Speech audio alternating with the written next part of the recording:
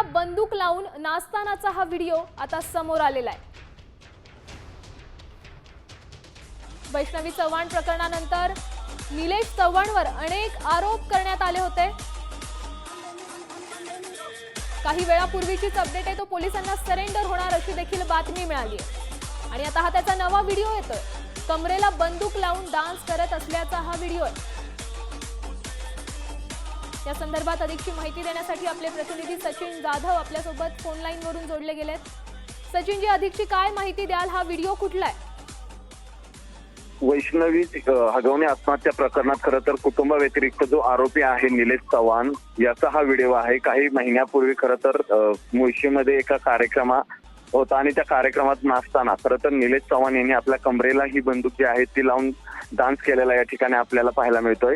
हगवणे कुटुंबासमोर जो वेगळा एक आरोपी जो आहे त्याच्या संदर्भात वारजे पोलीस स्टेशनमध्ये गुन्हा दाखल आहे, तो हाच निलेश चव्हाण आहे।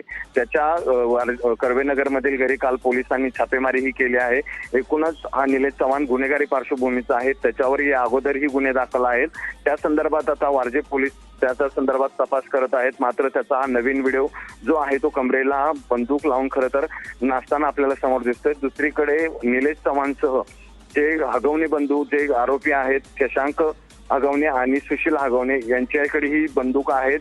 या दोघांच्याही बंदुका रद्द करण्याचा प्रस्ताव जो आहे तो पुणे पोलिसांनी खरं तर आता तयार केलेला आहे आणि त्या दोघांच्याही खरं तर या तिघांच्या बंदुका ज्या आहेत त्या रद्द होतील। मात्र हे सगळा व्हिडिओ आता सोशल मीडियावर आपल्याला समोर आलेला पाहायला मिळतं। नक्कीच, धन्यवाद दिलेल्या या माहितीसाठी।